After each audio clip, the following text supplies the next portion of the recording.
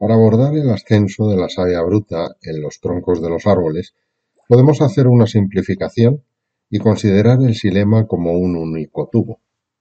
La savia bruta entra desde la raíz y recorre las paredes perforadas de las tráqueas hasta alcanzar las ramas. Aquí se irá distribuyendo por las hojas, donde aproximadamente el 95% del agua saldrá al exterior a través de los estomas por un proceso llamado transpiración. Imaginemos un árbol con 100 metros de altura. Se ha calculado que la presión necesaria para hacer subir el agua desde la raíz hasta el extremo de la copa sería de unos 3 megapascales. Uno de los mecanismos que se ha propuesto para explicar el ascenso de la savia bruta es la presión positiva ejercida por la entrada del agua desde las raíces. La idea es la siguiente. Si nosotros tenemos una columna continua de agua en el xilema y entra una nueva cantidad de agua a través de las raíces, ese volumen de agua que acaba de entrar en el xilema ejerce una presión que impulsa hacia arriba la savia bruta. La verdad es que suena bastante razonable, ¿verdad? El problema reside en que si hacemos los cálculos, esa presión positiva, que se llama presión radicular, permitiría alcanzar una presión de 0,1 megapascales. Nos faltan otros 2,9 megapascales para poder explicar el ascenso total del agua hasta el final de la copa. Este fue el motivo que indujo a Dickson y Joly a pensar en una presión adicional sorprendentemente ejercida desde las hojas. Si el agua no puede subir empujándola desde la raíz, la otra solución es tirar desde las hojas. Puede parecer un poco extraño, pero es algo así como succionar una paja desde la parte superior. De esta manera se ejercería una presión negativa, a la que llamamos tensión, que sí que puede aportar estos 2,9 megapascales. Vamos a aclarar un poco más este mecanismo, pero la idea es esa. Dos presiones distintas permiten impulsar la savia bruta. Una empujando, es decir, una presión positiva desde las raíces hacia arriba, y otra negativa tirando desde las hojas hacia arriba. Fijaos en la superficie de las células vegetales. Una fina capa de agua cubre la pared celular. Como el agua se evapora, la pared comienza a secarse. Observad cómo el agua se pega a las fibras de celulosa. Esta propiedad se llama adhesión. Las moléculas de agua también se pegan unas a otras. Esto se llama cohesión. Cohesión y adhesión son el resultado de los puentes de hidrógeno, líneas discontinuas.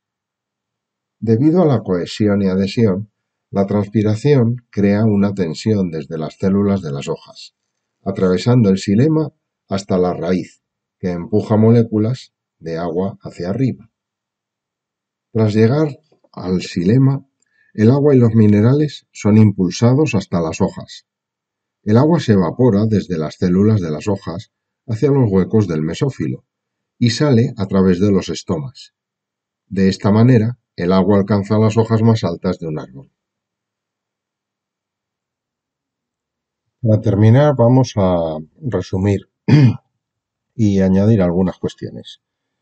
En definitiva, el ascenso de la savia bruta se produce fundamentalmente por la tensión que crea la transpiración desde las hojas. Es el mismo efecto que cuando succionamos líquido con una pajita. Ejercemos una presión negativa que hace subir la columna de líquido. En estas imágenes tenéis representado este ascenso en las tráqueas, en el dibujo de la izquierda, y en las traqueidas, en el dibujo de la derecha. y se ilustra otro fenómeno del que vamos a hablar ahora. A la tensión de la que hemos hablado, creada desde las hojas por la transpiración, hay varios fenómenos que tienden a resistirse al movimiento, es decir, dificultan el ascenso. El primero es la llamada retención coloidal.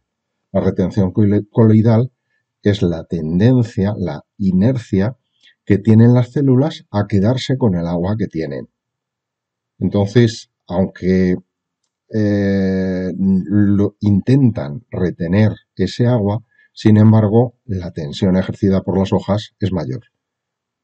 Sin embargo, esta retención coloidal, pues digamos que dificulta, de cierto modo, el paso de la savia bruta de unas células a otras. En segundo lugar, la resistencia en la epidermis, en los parénquimas y en los estomas, que viene a ser lo mismo que os he dicho antes. Son distintos tejidos que se ven involucrados en este tráfico de la savia bruta y que ellos intentan retener sus líquidos. Sin embargo, la tensión creada es mayor. Otro factor que se opone o que dificulta el ascenso es la presión atmosférica. Si la presión atmosférica es alta, el agua que tiene que salir a través de los estomas lo tiene más difícil, porque la presión a la que se ve sometida es mayor.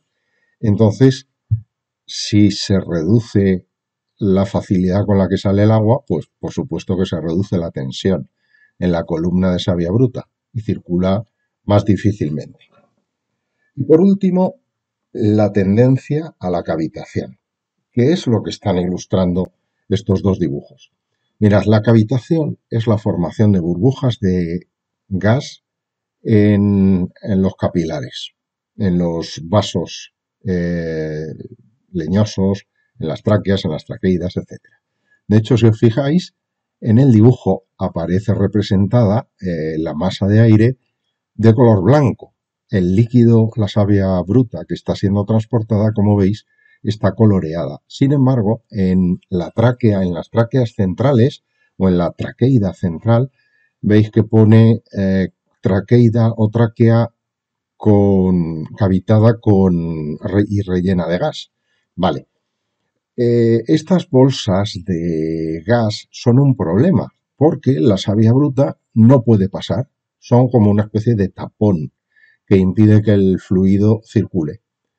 ¿Cómo se resuelven? Porque claro, si esto aparece y solo hubiera un único tubo por donde circular la savia bruta, esto supondría detener el paso de la savia bruta. Bueno, pues primero se puede desviar la savia bruta por otros vasos, como podéis observar en el dibujo. Efectivamente, la savia bruta que iba por el vaso central se desvía a las tráqueas laterales o a las traqueidas laterales.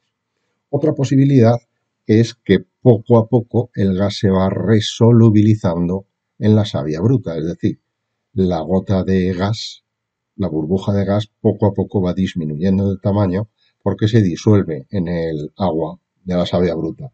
Y finalmente, si llega el caso, se forma nuevo xilema, se forman nuevos vasos y entonces hay más posibilidades para la circulación de la savia bruta.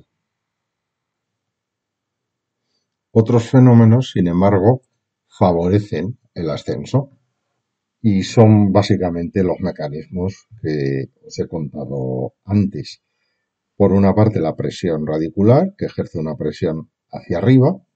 Por otra parte, los dos fenómenos de cohesión y adhesión, que tienden a ambos de forma conjunta, tienden a provocar en la columna de agua que se comporte como un sólido, no como un líquido, debido a las fuerzas de atracción entre moléculas.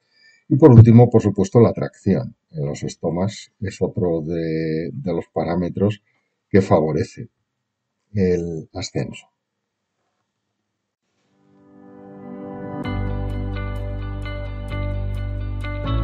Bueno, y con esto terminamos el vídeo y una nueva clase flipada de biología. De modo que me despido hasta el próximo vídeo, pues como sabéis, deseando que os haya gustado, pero sobre todo os haya resultado muy útil. Hasta el próximo vídeo.